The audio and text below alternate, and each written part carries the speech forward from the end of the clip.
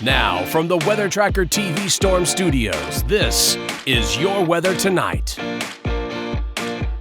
Here's Chief Meteorologist William Cole. All right, folks, here we go now, heading right on into our Thursday evening. And I tell you what, after a fairly comfortable afternoon out there, temperatures were on the warmer side, generally 80s around the area, but not a lot of humidity. And again, plentiful sunshine. Again, for October, definitely not a bad afternoon. That's definitely setting us up for, really a beautiful evening with temperatures easing down through the 70s, light winds, fair skies. Again, couldn't really ask for more in the month of October. The weather changes are on the way. We're talking about a pretty hot weekend on the way. And what about those rain chances for next week? Could we even possibly see a good old-fashioned soaker? Again, I've got details on that coming up as well. But this is what we did this afternoon.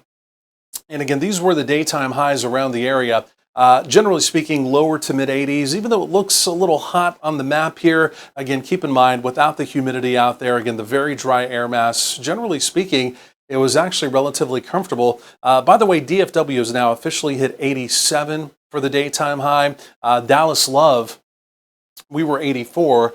And again, you can even see on the Fort Worth side of town, generally speaking, 85 to 86. So temperatures, again, above normal for this time of year, but not a bad day. Now, the reason why the air mass was so dry, again, meaning not a lot of humidity, believe it or not, we actually had a cold front move through the area. But I went ahead and put on regional temperatures here, and you can see behind the front, we're almost warmer than ahead of the front. So generally speaking, that's more of just a surface boundary, kind of playing with our winds, right? Making our winds a little more variable. But again, as far as heading into the weekend, any cooler temperatures or a push of cooler air, again, simply put, the front did not bring that whatsoever. Front also did not bring any rain locally. In fact, you really have to look here, again, well off to the northeast, up around the Great Lakes region. Quite a bit of active weather ongoing there. The main reason for that, the big deep area of low pressure, the storm trough, that's where that is, right? So again, they've got the rising motion, the dynamics to kick off rain and storms here. Again, we're basically too dry. Not a lot of humidity for that front to work with. But this, I tell you here, is really going to be key now as we head into the weekend. This is the ridge, and this has been a record ridge. In fact, out across parts of the desert Southwest, locations like Phoenix, believe it or not, they're still dealing with temperatures in the triple digits. We don't have any triple digits heading our way, but this is going to begin to nudge east as we get into the weekend. And because of that, our temperatures, they are going to be soaring back into the 90s. The way it looks right now, it's a pretty hot weekend on the way. You can see the ridge building in. But the real kicker to this forecast, and the thing that becomes a little more interesting now as we get into next week, we're going to have a flux of tropical moisture coming up from what was a dying hurricane down in the eastern Pacific. But we also have, take a look at this here, a pretty big storm system. This is a Pacific storm system coming in as well. And the big question, at least this far out, what will the timing be and the interaction between that tropical moisture and that big system? Number one, we're going to get some rain because of that tropical moisture, and we're going to get some rain because of this system. Will the timing come together to get a good rainfall event, or will they kind of be separate, so to speak? Again, it's a little too far out to at least fine-tune the forecast that much, but again, it's something we'll be tracking and something we'll be talking about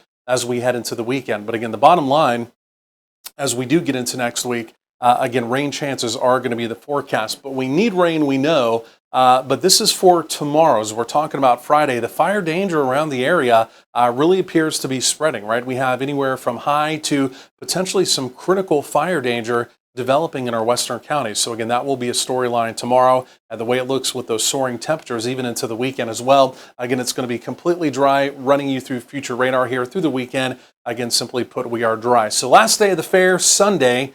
So you won't be seeing this graphic much longer, but again, there it is. You can see, yes, warm to hot, again, as we do head on into the weekend.